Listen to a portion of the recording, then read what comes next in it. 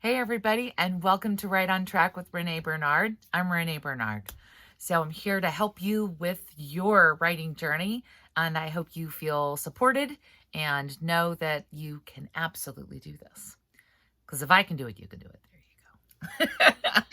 So by special request, we had the question of dialogue came up, but specifically how to give each character their own voice. Make sure that it doesn't just, you know, go into one big lumpy blur.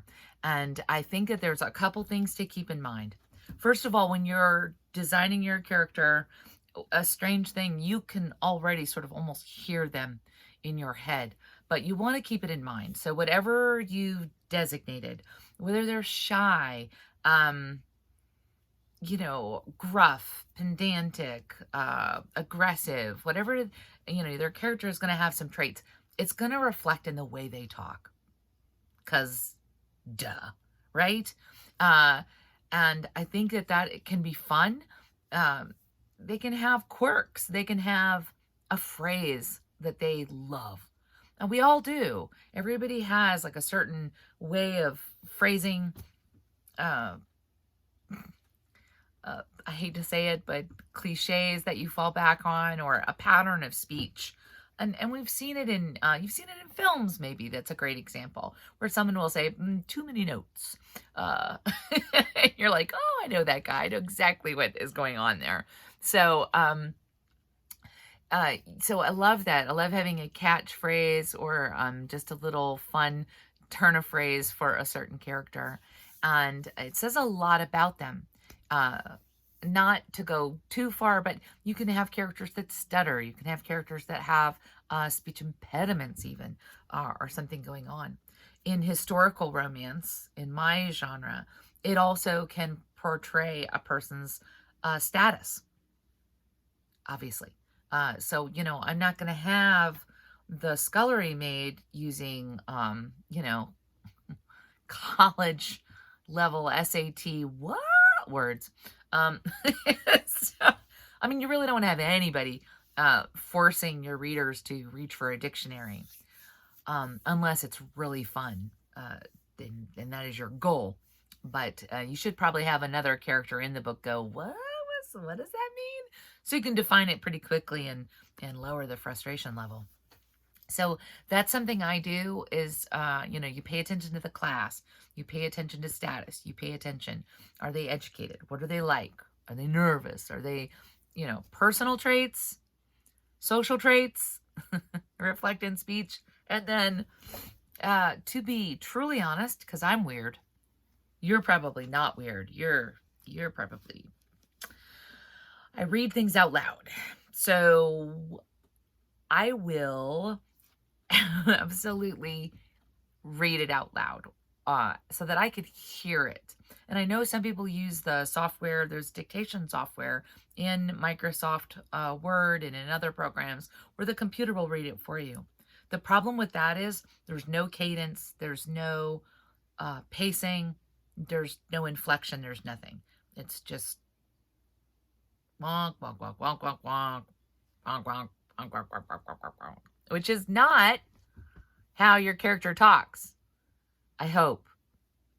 I really hope that's not how your character talks. Because if they do, then this is a really good segment for you. So, hearing it helps you understand if you're just getting into a everybody talks like everybody else. Ugh.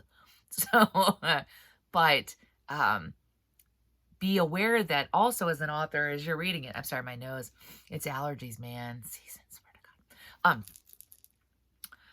You hear them in your voice. So when you're reading it, you might be adding elements that aren't there on the page. Pay attention to that. So if you're really giving it the old, accent and making it woo, but it doesn't look that way on the page, then remember, your reader's not, this is not an audiobook. It could be one day, right? You get it done. You could read it and be, yes, audiobook, but it isn't an audiobook now. Let's just say. So that's I think that's I'm just going to leave it there because I don't want to rattle on. You can hear my style. But every character should have a distinct voice. You should not have twinsies in there. So even if someone is in the same situation, how they speak, how they communicate should be their own. And word choice, but you're a writer and words are your weapons, right? This is your tool of choice. All right. Open up the chef's bag, the thing that they do on those cooking shows, and you've got your sharpened implements and you go for it. That's what I say. But I think I've talked too much. I've talked too much. So if you're struggling with dialogue, or you have a specific question about bringing dialogue to life, feel free to contact me. But for now, if you'll like and subscribe and share, that would be so great. Because really, the cats and I, let's see, there's the cat right there. Oh, sorry. Great audience, but not really responsive. Not a lot of questions coming from the basket. So, although what a great book that would be, huh? I'm kind of wishing I wrote cat books. Okay, thank you so much, everybody, and I hope you are having a fantastic time and that your writing is staying on track. And we'll talk to you soon. Bye-bye.